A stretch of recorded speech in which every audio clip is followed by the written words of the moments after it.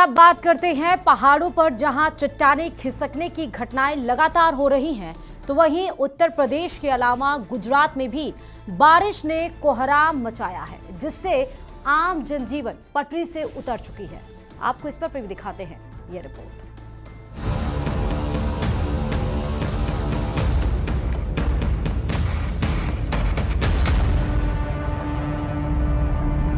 पहाड़ों पर कुदरत कहर बनकर टूट रही है। बीते एक महीने में उत्तराखंड में भारी तबाही हुई है।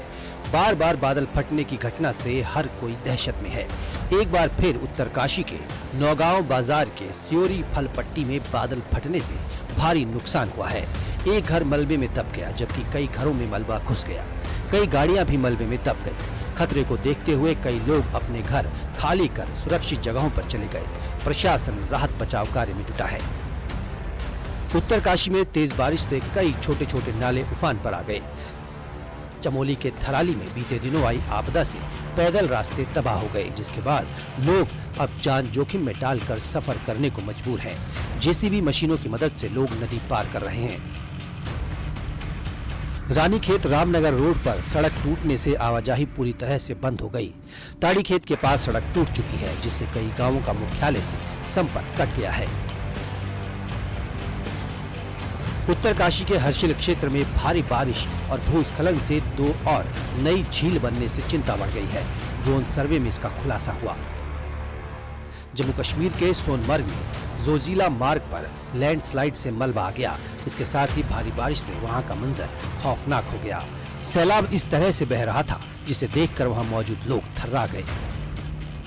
आगरा में यमुना नदी उफान पर है। जलस्तर डेंजर लेवल पार कर चुका है।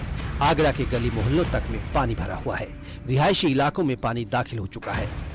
तस्वीर आपको दिखाएं तो देखिए तस्वीर कहां से कहां तक, जहां तक कैमरे की नजर जाएगी वहां पर आपको सिर्फ पानी ही पानी दिखाई देगा। यानी कि सामने से ये यमुना नदी बहती है और यमुना नदी का जिस तरीके से लगातार जल स्तर बढ़ रहा है, तो उसके बाद से ये पानी इलाकों में घुस आया है। जहां पर हम खड़े हुए हैं, लगभग 5 फुट ऊंची ये एक बेंच है, उसके ऊपर खड़े हैं, तो इसी से अंदाजा लगाया जा सकता है कि पानी कितना लबालब इस इलाके में भरा हुआ है। दूसरी तस्वीर, यहाँ पर पूरी टेबल लगा दी गई है। अगर किसी को इधर की तरफ आना है तो वो टेबल के ऊपर से होकर आएगा। क्योंकि यमुना के घाट पर तीर्थराज पटेश्वर और कैलाश महादेव के गर्भगृह में यमुना ने भगवान शिव का अभिषेक कर दिया। जैसे जैसे यमुना नदी का जल स्तर बढ़ता जा रहा है, वैसे वैसे अब बाढ़ का खतरा भी लगातार बढ़ता जा रहा है। वहीं आपको बता दें कि यमुना तट पर स्थित जो भगवान महादेव के मंदिर है, अब उनके गर्भगृह में भी पानी पहुंचने लगा है। आपको बता दें कि छोटी काशी के नाम से मशहूर बटेश्वर धाम में भी पानी पहुंच चुका है। तो वहीं अब आगरा के प्राचीन कैलाश महादेव मंदिर के गर्भगृह में ये पानी पहुंच चुका है। आपको दिखाना चाहूंगा, ये मैं गर्भगृह में मौजूद हूं और सबसे बड़ी बात तो यह भक्तों को मैं भगवान शिव के दर्शन कराना चाहूंगा। ये भगवान कैलाश महादेव मंदिर है, जहां पर भगवान श्री परशुराम ने दोनों शिवलिंग की पूजा अर्चना की थी, भोलेनाथ की पूजा अर्चना की थी। ये प्राचीन है, हजारों वर्ष पुराना ये कैलाश महादेव मंदिर है। इसके गर्भगृह में आप देख सकते हैं कि लगभग 1.5 फुट पानी यहाँ पहुंच चुका है गर्भगृह के अंदर। राजस्थान के उदयपुर की आहड़ नदी में फंसे एक युवक की जान बचाने के लिए भारतीय सेना ने अलग तरीका अपनाया। सेना ने ड्रोन टेक्नोलॉजी का कमाल दिखाया।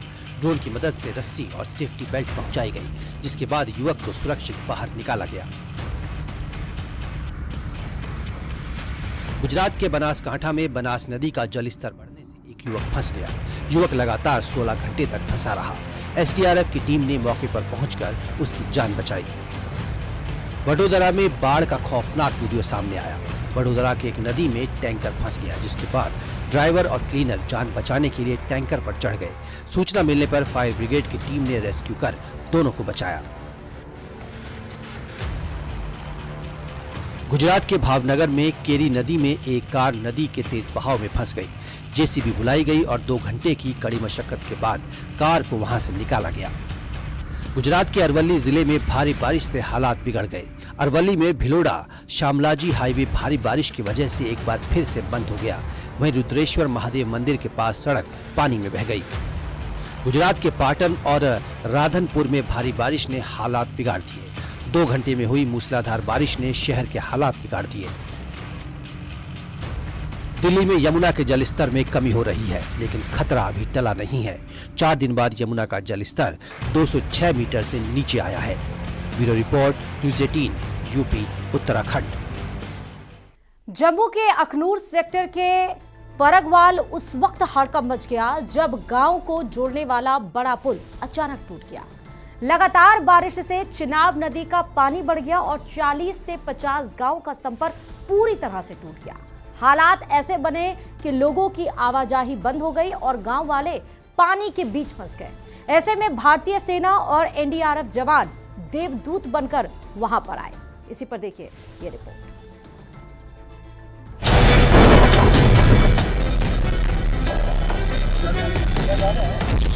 अखनूर में टूटा पुल, देवदूत बनी एनडीआरएफ और भारतीय सेना।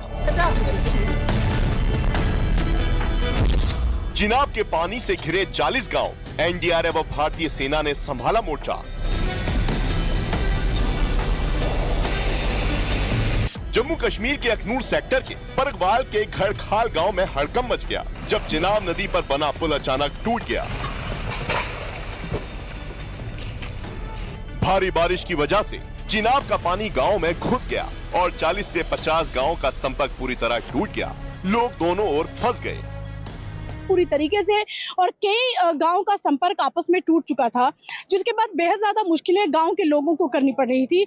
बहुत से गांव के लोग जो यहाँ पर मौजूद है आपसे बात करेंगे। सर, ये संपर्क टूट गया, बहुत ज्यादा मुश्किलें तो आई होंगी जब ये पानी से पुल टूट गया?